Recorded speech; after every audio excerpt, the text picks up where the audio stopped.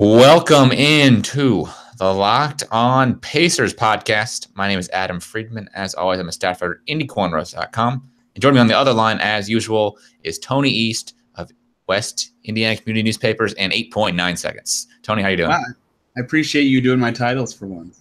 Yeah, usually I don't give you anything because you have like 9 titles, but I was like, I don't know. I just remembered. I figured you got to promote 8.9 Second stuff because you've been doing a lot of good work there. A lot of work there. We're balling this month. Well, I think please come read our stuff. Your past like 3 months, you've been doing a ton of stuff. We have been. I mean, we're covering Summer League like a lot. It's fun. Well, I mean, anytime I pull up a post on the Pacers, it's either you or Caitlin. It's usually the two people I see name on all the posts almost. Ben a little bit, I guess. Like Caitlin, any corner is you and Ben at 8.9. Ben posts a lot. He's good. If you don't follow Ben, follow Ben. Yeah, so I pulled up an Al Jefferson article today, and it was by you. So that's why all you're doing. So you want to start there? Let's start with Al Jefferson because that relates to the other move. He's in China. He is. So yeah, he's in China. We talked about the waiver last week. I think the only thing now is that he's in China, I guess. Yeah. So like, what do we need to add to that? Well, it sounds like he went to China to play because he could basically probably be on the 12th man of any NBA team he wants. I mean, he's that kind of veteran leadership. He's gonna make $4 million no matter what happens because of his non-guarantee. So it was really, did he want to be a 12th man on an NBA team, or do he want to play minutes and maybe build some international brand in China? Because I mean, I'm sure he probably over there where they don't play as fast and as spread out, he probably actually play big minutes and dominate. Yeah, he's been to China before for the NBA Global Games in 2015. There's some cute pictures of him with some Chinese kids holding the ball. So I think he liked it there. Maybe it left a good impression on him, and now he can be a legend there, and he can play a ton of minutes, and his old school style will literally dominate these Chinese dudes. So that'll be fun for him, I think. Yeah, and I think he also is in better shape. Where like the problem was, even if how good a shape he got in right now, the only way he could play in the NBA big minutes now is by developing a 3-point shot, which is just hard to do at his age. He's 33, he's 15 years in the league. Whereas you can go to China, if he's in good enough shape, he's still relatively young, where he can probably have 2 or 3 solid years in China, build his brand up, maybe help promote the NBA internationally and kind of set up his post-career kind of plans. And exactly. Basketball. And a guy who's played basketball probably all his life, right? He skip college, so he came right out of high school. So this guy doesn't know anything else but to play basketball and probably wants to keep playing. So it's a good way to kind of just extend his career, kind of like Marbury did in some sense. Yeah, and they'll get a ton of marketing out there. Ron Artest, former Pacer, another guy who did this. He'll get a ton of marketing out there. He's going to be one of the best, if not the best player in the entire league. That's going to be really cool for him. And he's an ambassador for NBA basketball at that point, which what a good guy to do that. Yeah, I mean, if he can make Joel Embiid look foolish at just small moments, he can make literally any player outside the NBA look foolish anytime. Yeah, that'll be fun for him. I'm excited. That's cool. I don't know. I want to see a picture of him holding his Flying Tigers jersey. Well, it's a little bit disappointing because I wanted him to come back as being kind of the 12th man because he's had a lot of influence, it seemed like, on Sabonis and Turner in like a positive way. He's been kind of their rock. I don't know. Like he seems like he's been mentoring those guys, which maybe they're ready. Maybe Turner's ready to sort of try and develop into the player without him. But I would have liked to see him on the bench. I think he will probably be a coach someday, it seems like, too, or if he wants to be a coach. Yeah, I think he wants to be a coach too, and I think he will at some point. I just don't know when. I think he could be good for that, though. I mean, he talked a lot about being a mentor for the younger centers last year, and you could tell they learned from him. But I don't think he's almost too young to be a coach. He's only 34, so I think maybe in a few years you can give it time. He will be. Yeah, I mean that's what I mean. I think he wants to keep playing as much as he can, but eventually he probably maybe even coaches internationally. I mean that's a big thing. A lot of players go and coach in Europe or China, and maybe that's what he does.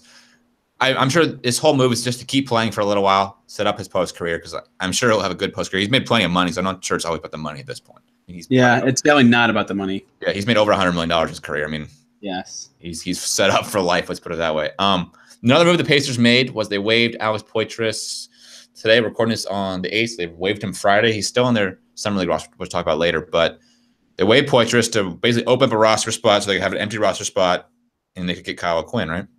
Yeah, well, they didn't have to waive Poitras yet, so the timing was somewhat interesting. They did it because Quinn makes it the 12th guy on the team. They wanted an empty roster spot. No, they only have 13 now. They have 13. Wait, how many do they have? They have they have 12 with O'Quinn without Poitras. They have 13 with O'Quinn and without Poitras. Okay, so then they don't have an open roster spot. They have 2 open roster spots. No, I'm talking about on an active. Well, on the 13 active, I thought they had 13 spots and two. You have 13 active spots every game, but the roster's still 15 deep. I mean, they have more. Yeah, but I thought they were going to keep. Usually, you keep one like playing roster spot, but it seems like the 13 and 14 is going to be Elise probably. Yeah, he's been looking good summer league. We'll talk about that in a minute. So, I mean, my guess is part of Poitras is just so they could bring in O'Quinn and have an empty roster spot going into training camp. Yes, I figured they would just keep him until July 25th because why not? I mean, they're not paying him yet. But, I mean, it is what it is. I mean, he wasn't going to be here, so I thought they were going to waive him. It's just when. So he's gone now. Well, because I think you assume most teams will have 14 active guys, and I think this is kind of a signal just to summer league guys that we have an extra spot you're competing for. Well, really, it's a courtesy to Poitras to waive him before summer league, so if he plays well, he could land on another team and not be under contract because they have no plan for him. It's kind of two of that. I mean, it's also since the summer league guys that are playing for the team, hey, we have an extra spot. If you really look awesome, we have a spot for you, assuming all our picks come back, and it's just obviously helps Poitras out. Yeah, exactly. So it's a kind of a win-win, which makes sense. But O'Quinn, let's talk about Kyle O'Quinn. Yeah, so they signed him to the full room exception, which is $4.49 million, not 4.5 technically. $4.449 million. 4.4. That's right, 449 million. Whatever. It's $51,000 off of 4.5. Somebody on Twitter was complaining about that. And I was like, it's $51,000 to these NBA players, means nothing. I just hate that it gets rounded up when it's below. It's not actually rounding up. It should be 4. It's closer to 4.4 than 4.5 by $1,000. But hey, essentially, Kyle O'Quinn is going to fill into the Trevor Booker spot. Is what I kind of view it as. Yes, I also agree with that. Similar player, younger, which is what they sort of the point was to skew younger. I think that's why. I think that's why they were at Jefferson too. They want to have a younger bench in some sense. So it's a younger guy, but puts up similar style. Doesn't shoot threes. Big rebounder. Well, it's a big body out there. I mean, that's there's some positive. I'm not sure how much impact he'll have on the roster actually this season, but he'll probably play 10, 15 minutes and be kind of the emergency center at times. Yeah, he's 28, which is nice. Booker and Jefferson both pushing 30. And I think he can fill both of their roles to an extent, which is really good. Booker might be a little better of a shooter than him, but that's really the only thing O'Quinn is not good at. He's a good screener. There's a really good post on the Knicks wall about how good he is at passing to Doug McDermott specifically, but in general, he's an outstanding passer for a big man. His assist percentage last year was 6% higher than Sabonis's was this year, which is insane because Sabonis is an excellent passer for a big man. So he can really whip it around. He's really good at working out of the high post and deep in the post. He's really good at that whole passing at creating pressing, and I think that will be welcome on the second unit. The only thing is I don't like his fit next to Sabonis in particular. But I think next to Turner, he could be really good. And as the only center, he could be really good. So really, it's a good depth piece and a good fit piece.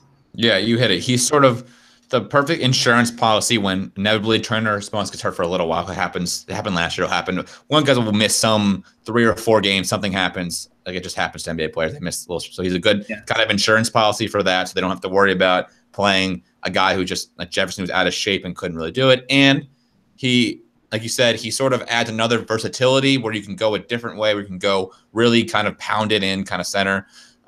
Instead of playing completely spread, you can go. You can do what they did where they put Sabonis and Booker together, which is sort of a more rebound heavy, tougher to sort of like to. I'm really out on the idea of Sabonis O'Quinn together. So I am too, just because the idea they both can't shoot threes. But if Sabonis can shoot, I mean, he showed flashes. Sabonis 3-point percentage will get up to like the mid 30s. Then they can probably play together. So yeah.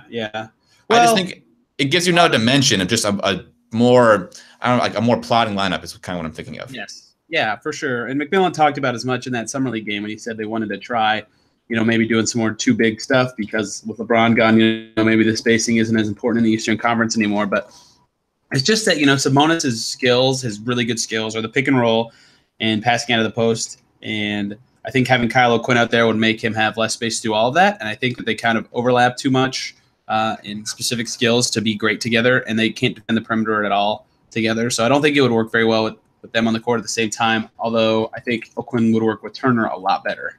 Yeah, I'm not sure O'Quinn really plays in the rotation that much. I think we'll see. 10 minutes a game is perfect.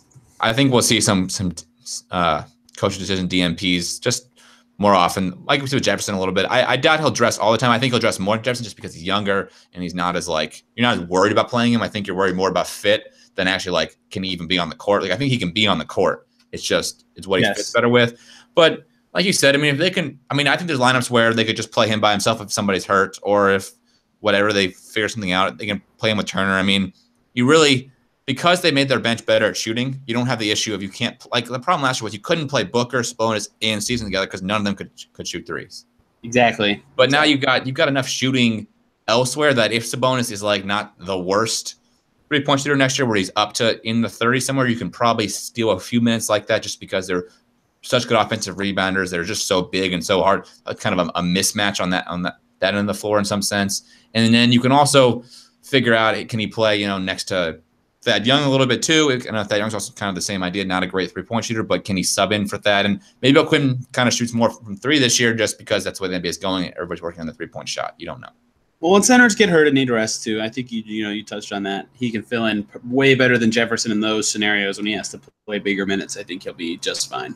Yeah, and I think the whole point of this offseason was to make the Pacers deeper. It's what it seemed like. Like they know their top 7. They know they're rock solid playoff rotation. It's like in the regular season when somebody gets hurt, like Oladipo misses 3 or 4 games, or Turner misses 3 or 4 games, or Thad Young, whatever it is, we need to have like insurance policies like they didn't have last year. Last year Oladipo got hurt and they went 0 for 7. I mean, Turner was hurt, Sabonis was hurt probably for combined 20 games, give or take both, and it was hard in those games. I mean, they struggled. They were fortunate that really Sabonis stepped up when Turner got hurt a lot and was able to play really well, but their benchings were really bad with Jefferson. I mean, they were awful. Yep. So Jefferson scored like 12 points a couple times. That was basically how they survived it.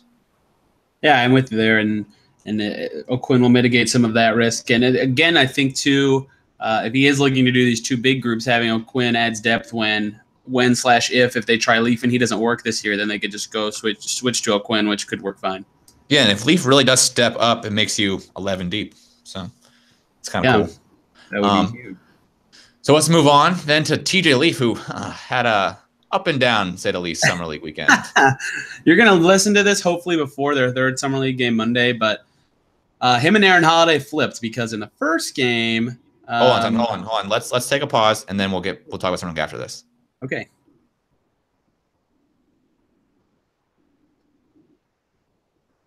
All right. So we were talking about Summer League.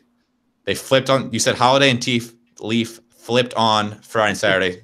Go with your point.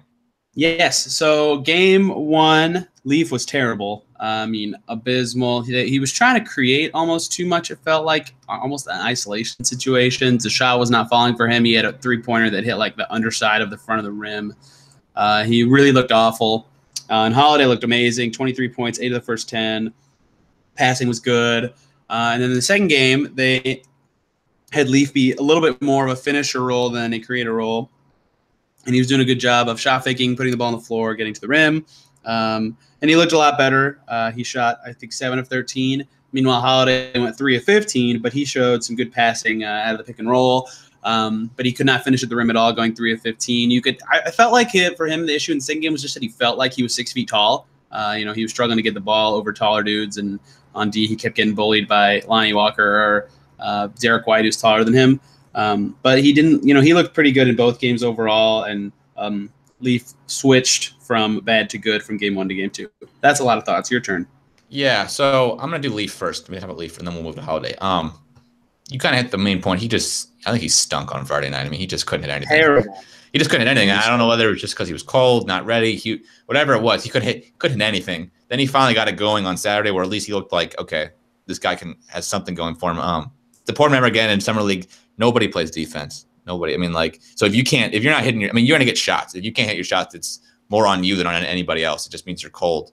I did though think. Well, sorry. Some of it is that. Yeah, his role changed a little because in the first game they would throw it to him in the high post and have him kind of turn and face or run a play of some sort where he had the ball in his hands at the start. But I feel like in the second game they had him more operate in pick and pop or things like that where he was finishing plays more than creating any scenario. Okay, so that was gonna be my next point, but cool. Dang it! Well, I was getting there like that, but yes, like you said, what Leaf does a better job of is that he's better when he's going towards the rim or kind of coming off I want to say like offset, so he's coming around the corner, kind of getting a 3-point shot and pulling up right away, than just having the ball in hands all the time, because he's like a power forward that's not good with the ball in his hands all the time. He kind of needs to be directed to where it needs to go in some sense, and that's what they did more Saturday, which is why he looked better. You saw flashes of that kind of touch on Saturday that I was kind of praising when he got drafted. That this guy's got real touch inside 5 feet and all kind of stuff around the rim, can just really put up shots like that. So you saw some of that on Saturday, which you didn't really see Friday, which is sort of the big difference. Yes, exactly, and I think he'll be better in the next game too. That they know his role is a little more established, and I thought he'd do better than he has been. So that is something to look out for. But I think that they know what he's good at versus these guys now and how he fits in. I think he'll do better in the Monday game.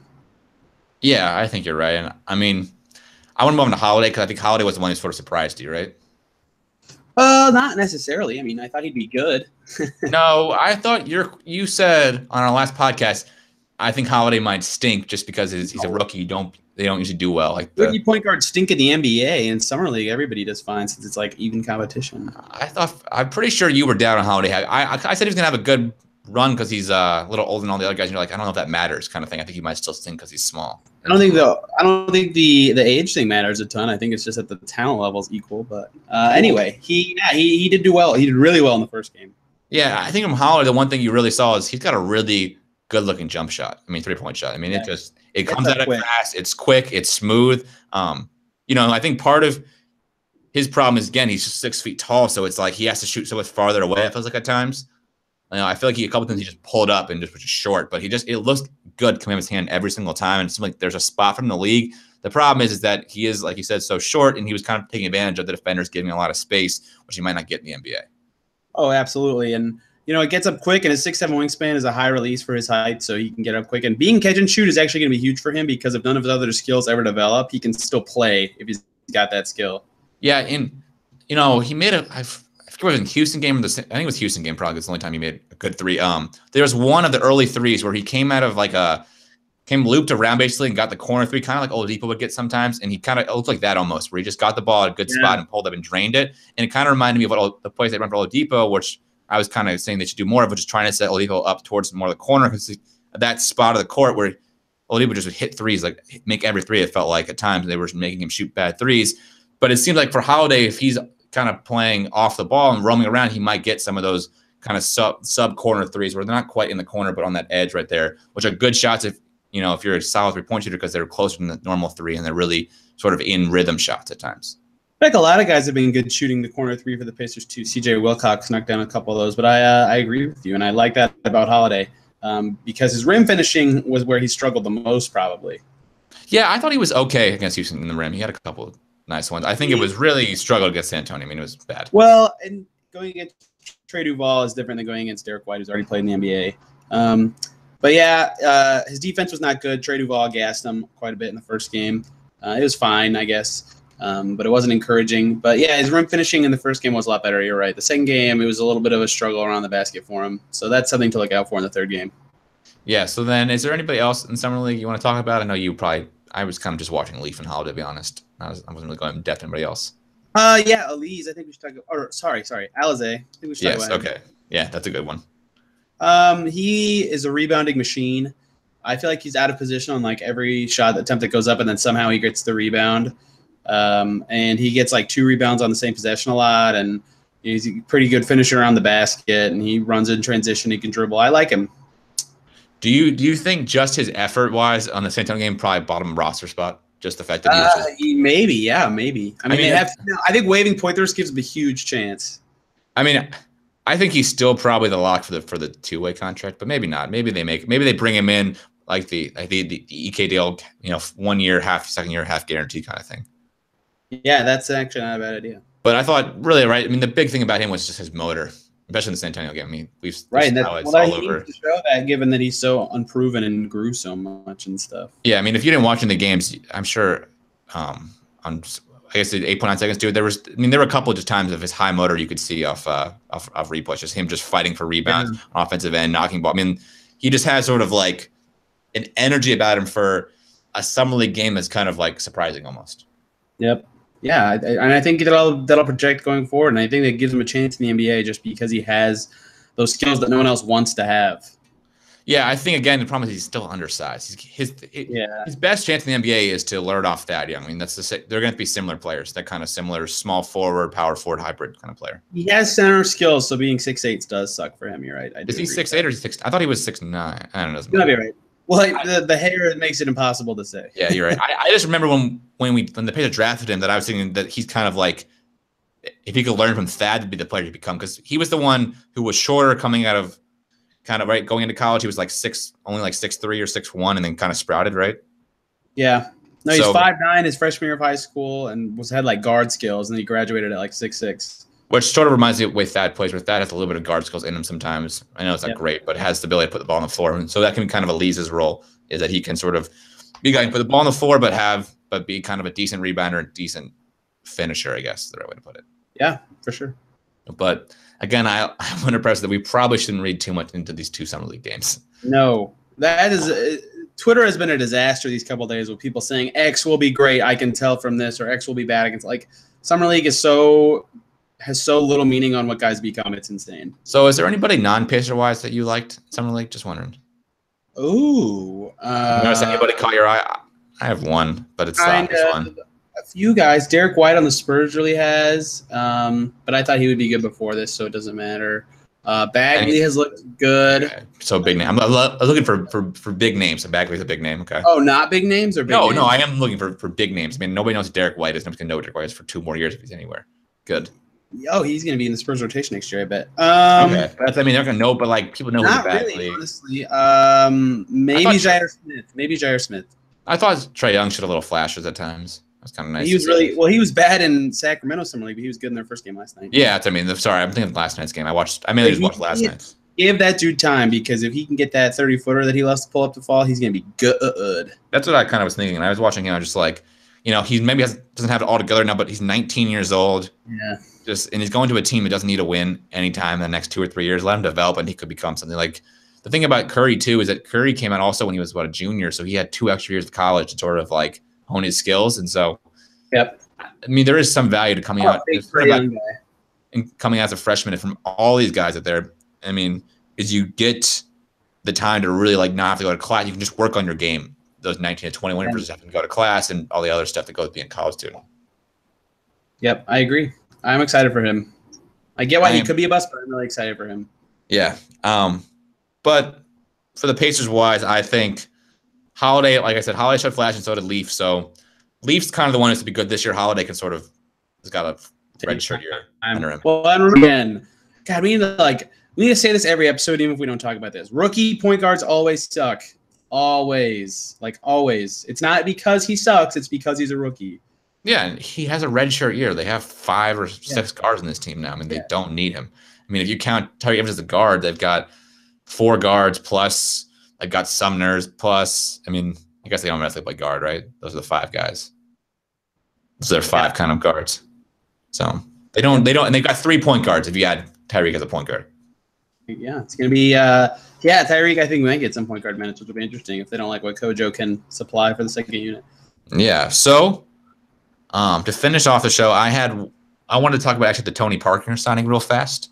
Just, I know it's a bad tradition, but so I know at one point in this season, at one point in the season, we had talked about how for playoff teams to kind of take the next step, sometimes you need or you want to find that like veteran guy who has a ton of playoff experience who can sort of come in the last like 3 to 5 minutes and carry you or help you out. So like kind of like the Manu Ginobili role.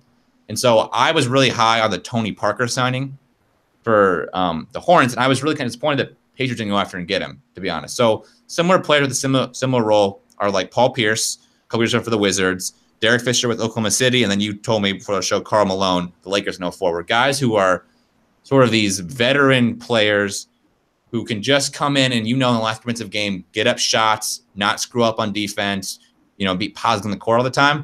And so I was kind of going to pose the question to you. So Tony Parker was signed to the Hornets. I like that. Is there anybody out there right now that Pacers could go after and get to help them take that next step? Because I think that's part of winning the playoffs is having experience and having a veteran guy who can do that.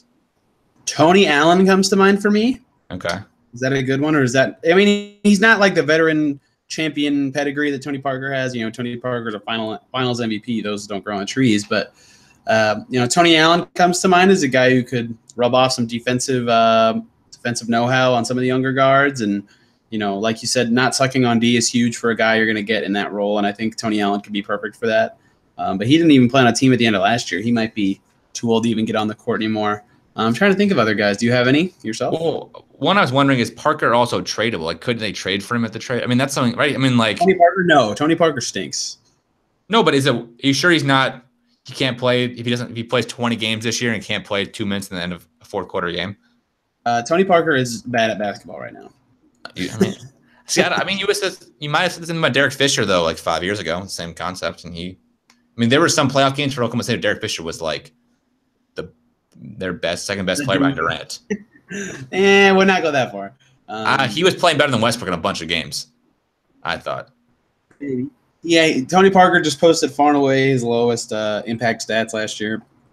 I know, but you're not asking him to play in the regular season. You're asking for a guy just to play in the postseason. Just that. Oh, I guess. You're not asking for a guy to impact. I mean, Parker, you just sit him on the bench, let him sit all season long, and then you bring him in when you need him at the last minute of a playoff game, basically. Yeah, I guess. I don't want Tony Parker on the Pacers. Yeah, I mean, I guess I didn't really have a ton on top of my head. I thought the Rondo was kind of a guy I would have liked to maybe you could kind of do that. He has playoff experience. That's the only person that really came to mind. I mean, there just aren't a ton of veteran guys left. I just thought that signing was worth noting because it just is such a you look at it and you're like, why they pay him $5 million? It's kind of a waste of money. But if he's just going to sit on the bench, he's kind of the guy you want when you're sort of where the Pacers are where they're like borderline contenders, where that little margin player could take you over the top. And so I just think that's something to look for. They can make a trade for the guy. I mean, they got the assets to maybe they could flip for a rim reception player. That's basically what Parker got. Just something to look at. Come trade deadline, is there kind of a guy out there, or in the buyout market, a guy who had a lot of a playoff experience who they could sort of go after?